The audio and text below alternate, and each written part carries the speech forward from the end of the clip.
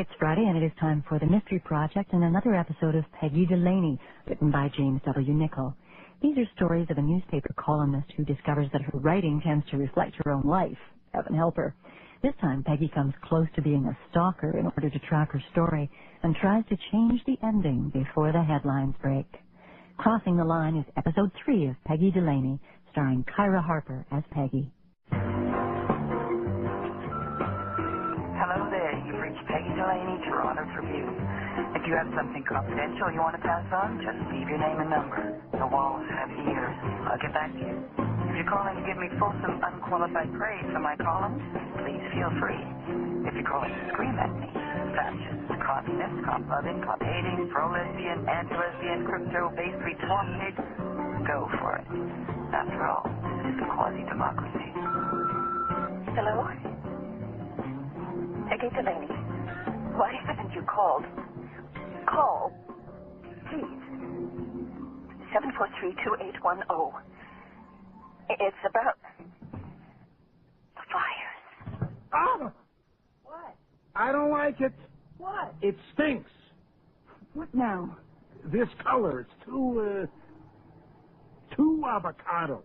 You picked it out. It'll look better in the store. Amber will hate it. It's fine. It's too dark. It'll be like living in a cave. It'll depress her. Depress her? Yeah. You want to see depressed? I bought sheets, bedspread, pillow slips, everything to go with this color. The lampshade. I'm taking this paint back. They can remix 2 shades lighter. I can't stand it. What? Everything. She's not even here yet. I should have left her room the way it was. A futon and a sleeping bag. Oh, well, that was okay, I guess, when she visited you for 3 or 4 days. But she's coming for what? Till Christmas. 4 months. It's a long time for your daughter to be curled up in a futon like little orphan Annie. The point is, that's the way she liked it. And now I'm changing everything. I'm making her visit into some big deal. It's like after all these years of being this long-distance mom, I want something more, you know? I'm putting pressure on her, and she'll sense that right away. Going back to the paint store, huh? Yeah? Can I come? No.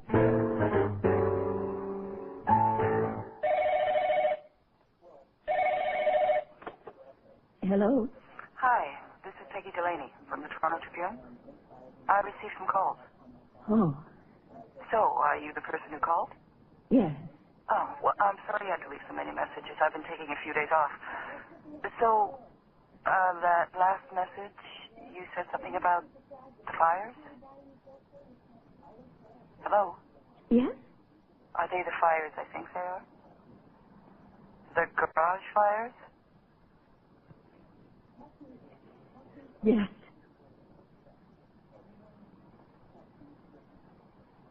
Are you still there? Mm-hmm. I'll come over now. I'll be by myself. Yes.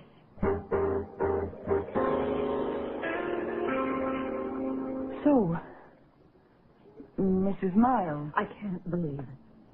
Peggy Delaney is sitting in my living room. Big as life. Well, as you can imagine, I get a lot of calls, most of them from the planet Mars. But you seem to me to really... Can I get you something? Tea? Oh, no, thanks. Coffee? No, I'm fine. A drink, maybe. Sherry? Okay. 2 sherries. So, first question. Can I assume you're not the person setting the garage fires? No.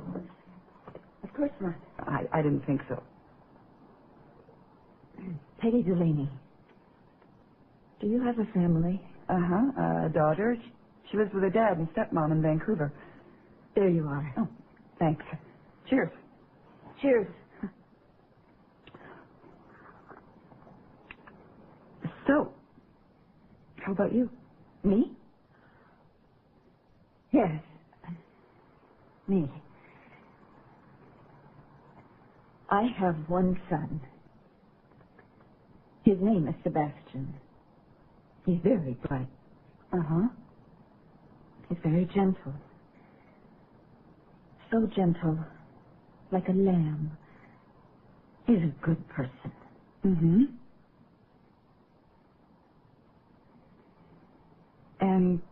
Your son, Sebastian, he knows something about the fires? I look for your column all the time.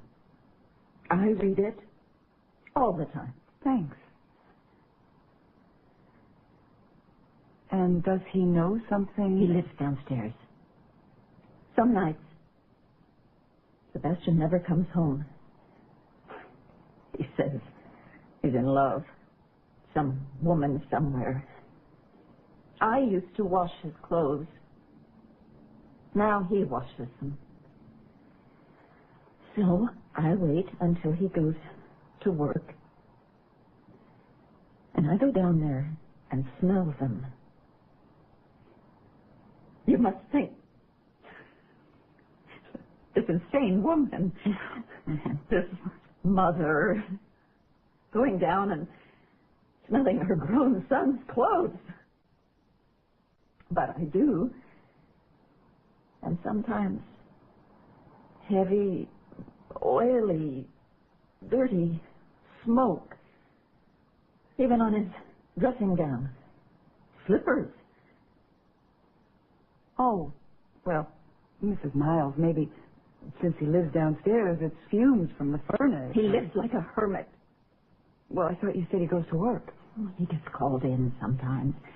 This company that installs carpets. He graduated from the University of Toronto, but there was no work. He's 31 years old now. He sleeps most days. He walks around the block. I make him eat properly. I insist. And he sits there, miles and miles away. You know, it might be just your imagination about the garage fires. It's okay. I mean, I'm not disappointed. When he was little, after his father died, maybe he was 5 or 6 years old, he started to set fires. Oh. I thought he was sad, you know, and he stopped after a little while. His father would crinkle up that silver paper inside his cigarette pack. Have you ever seen that done? You light it on fire and turn out all the lights, and it sparkles all over and glows in the dark like 1,000 tiny fires. He would say, "We're sitting high on a hill, Sebastian, looking down at a city." And Sebastian would stare and stare. And you could see the glow of the city reflected in his eyes. And his father would say, "It's a city on fire."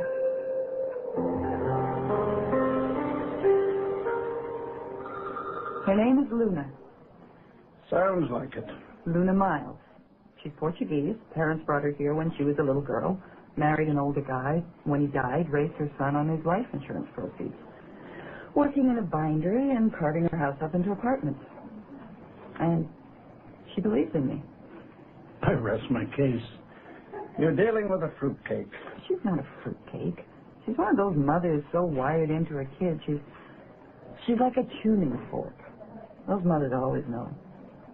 Anyway, I went downstairs with her, into his place. It was kind of weird. There were notebooks all over, you know, like school scribblers. He filled up piles of them. It looked like a kind of manifesto, or like Marx's Das Kapital. All about social organization and economics and the role of labor in a post-revolutionary world. I smelled his clothes, too. You know what we're discussing here? The twilight of the free press. She was right.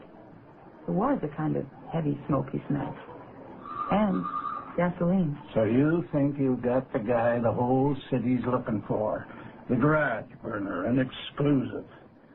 Maybe you'll even get on hard copy. What's the matter with you? What did you promise her? The best lawyer I can find, paid for by the Trib. And that the coverage, at least in our paper, will be understanding. For which? She and her son only talk to us. Of course, I have to confirm that he is the garage burner. And how are you going to do that? Go undercover. What? I've done it before. Sure. Are you in? No. I'm out. Why? Because you know you can't control what happens to her son. Once you expose him, you're lying.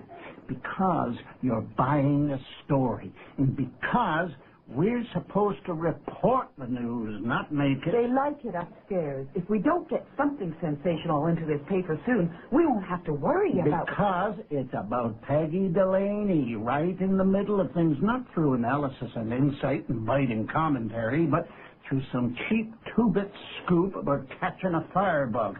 You'll be half the news story itself. Just one more cheap media huckster. I thought you were better than that.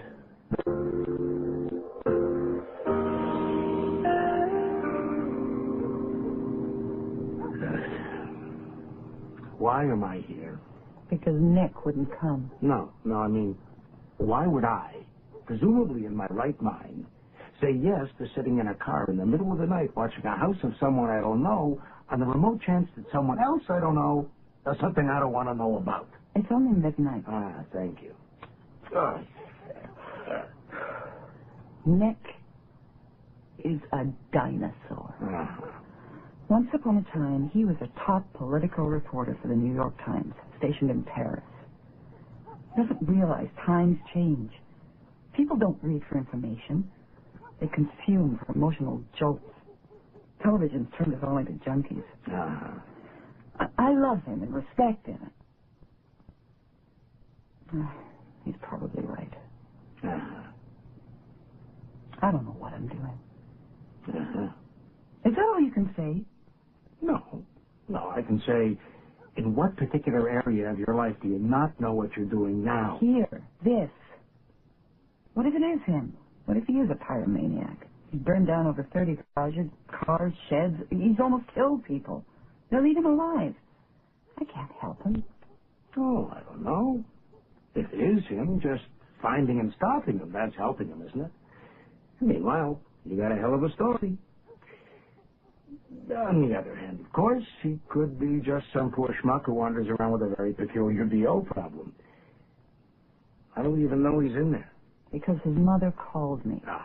So we just wait here, and pretty soon he'll come out with a can of gasoline and a pack of matches. Is that the idea? What do we know? There's been at least one, sometimes two fires set each week for the last 5 months. Will you blow that smoke out the window? You're giving me secondhand cancer here. Good. Always in the same general area. The cops have set up a special task force. So how does he continue to get away with it? Well, I don't know. I know when. Between 2 and 4 in the morning. So relax. It's going to be... No. Who's that? What? Who? That guy. There. He just came out of the house. From the door at the side? Yeah. What do you know? That's Sebastian.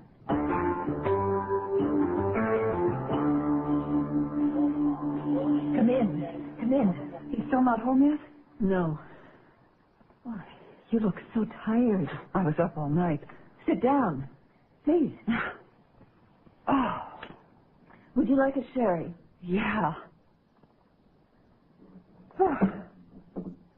So, like I told you on the phone, we followed him. Yes?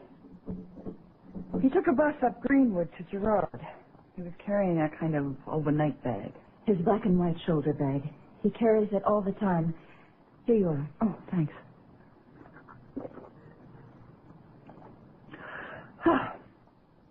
The thing is, he got off the bus and walked a couple of blocks off Girard into this residential area. And into this rooming house. Rooming house? Yeah.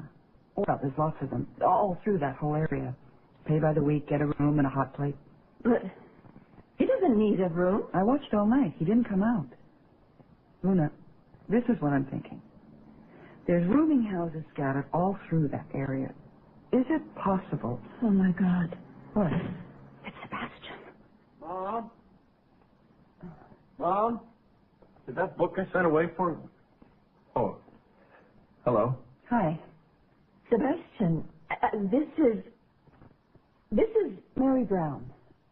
I'm collecting for the Salvation Army. Red Shield. Oh.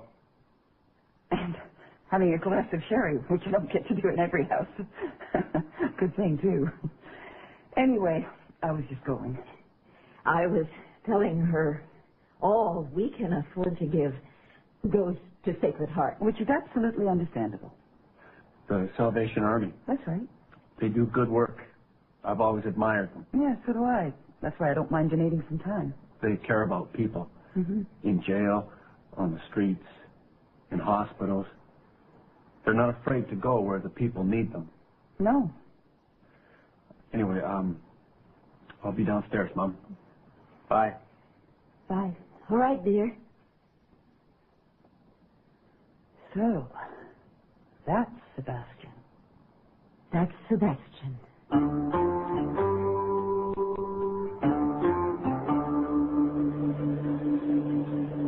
What time is it? 3:15. Oh, God. I want to go home. Well, you can't. Why? Because, as I explained last night, it's too dangerous to be sitting alone in a car in the middle of the night. I need a man. Yeah, but I'm gay. That's no excuse. Besides, the fires are always set between 2 and 4.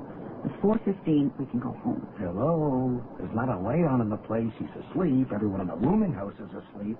Everyone in the street. Everyone in the city except us. Hello, folks. Oh, hi, officer. Is there a problem? No, why? You've been sitting here for a while. It's past 3 a.m. Just wondering. Have you been watching? I noticed. No, everything's fine. We're just talking. I think she's getting up the nerve to sexually molest me. Uh-huh. Good night. That was stupid. Sleep deprivation. I'm hysterical. Where did he come from? They don't patrol on foot. Where's his cruiser? I bet he's part of the fire detail. Then why doesn't he watch the house and we can go to bed? Okay, he's gone. Oh, why don't you open the glove compartment? There's a bottle in there. Oh, yeah? Just open it, okay? I'm dying of thirst here. What are you looking at me like that for? I thought you said, since Amber's coming to visit, we're trying to get off this time. Oh, sue me. Open the glove compartment, would you please? It's my car. All right. No. I'll do it. Here. Gilby's finest. Thanks. Want a drink? No.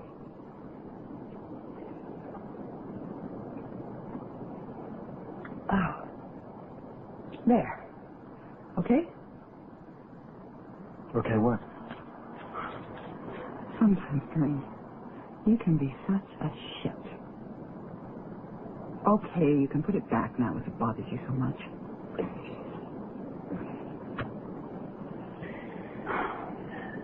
It's hard, Bernie.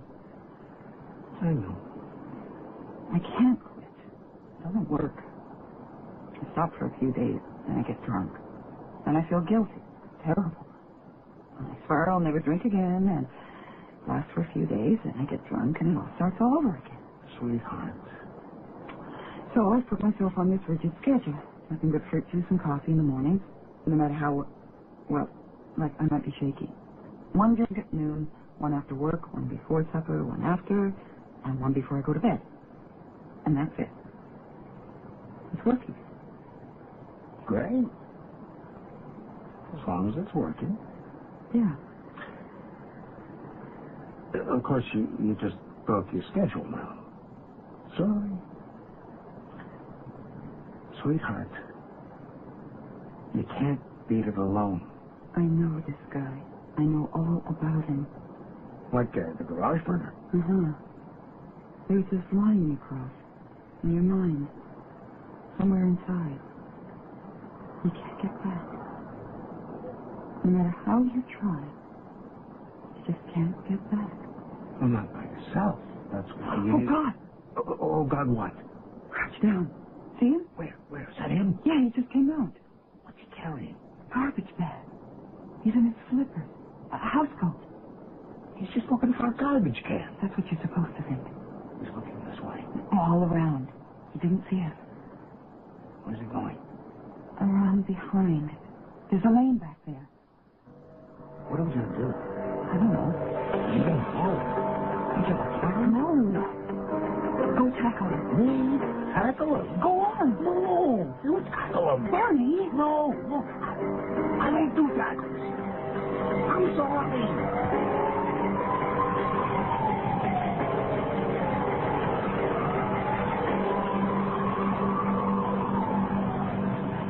It was a great fire. Was it? Double garage, a pickup, and a Toyota. And the perpetrator? I haven't said anything to anyone yet. Haven't slept yet. You better get on it before he sets another fire. And you become an accessory. Yeah, you were right. Once I go to the cops and break the story, then TV, newspapers, everybody's going to go into a feeding frenzy. That poor woman. Uh-huh. Of course, you knew that, didn't you? Look, it was inevitable anyway. What? A great big mess for her. But you can help. Talk to him yourself. Get him to go to the police. No takedowns. No risk of anything going really wrong. If you can get him into custody in one piece, then that mother will have a lot to thank you for. Oh, yeah. I was going to do that anyway. Good. Make sure you get the brass upstairs to send along a lawyer. I don't want to spook him. I'll see him first. Alone. Is that a good idea? That's what I promised her. At least I can stick to my deal. Are you comfortable? Uh-huh. That chair has a spring loose. No, it's fine. Okay. You saw me then? Yes.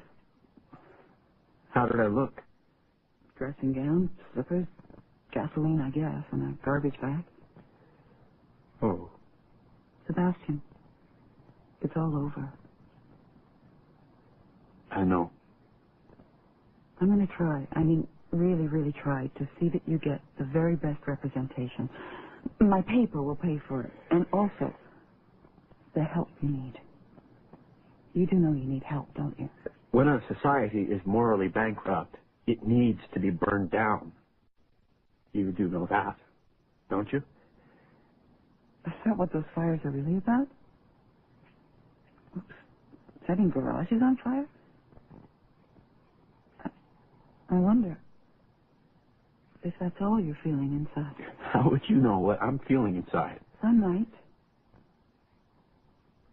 Just a little. Some compulsion, maybe. Some distraction from pain, maybe. Some excitement. All this keeps me very busy, you know. Sometimes I have 2 or 3 different rooms going at the same time. I have to sleep in each one a few times to establish normalcy so people get used to me, you see?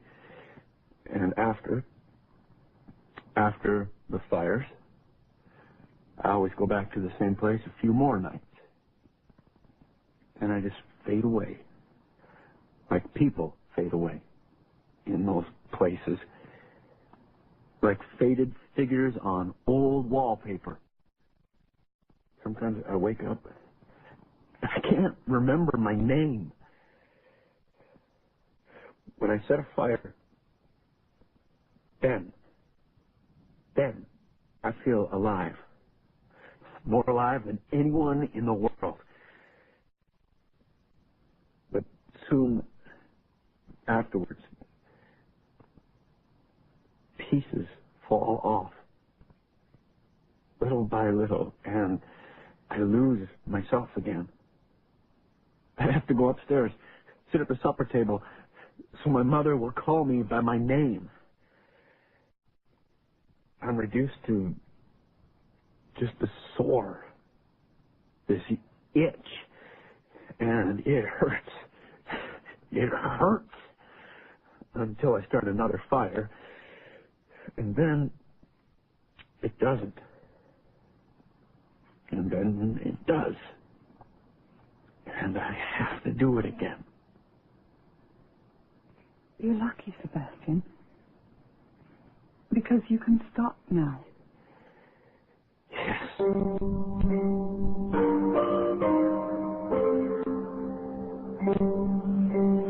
Amber!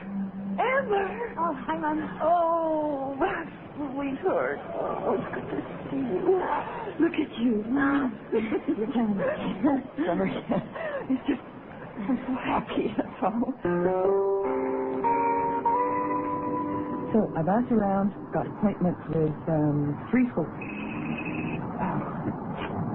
Hello? Peggy, Oh, hi, Nick. What's up?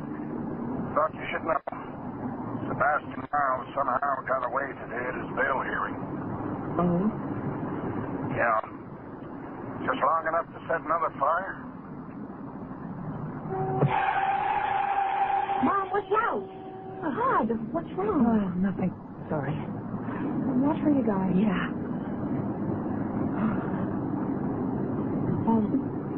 What's that? Are you crying? No. I'll be right. Just work. Just about this crazy person. You can't stop. What? Fighting fires. Oh. It's too strong. It's just too strong.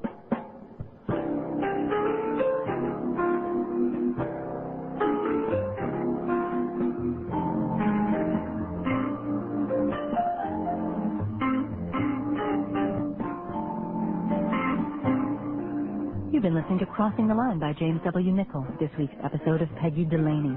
Kyra Harper played Peggy, Caterina Scorsone was Amber, J.W. Carroll was Nick, and John Stalker was Bernie.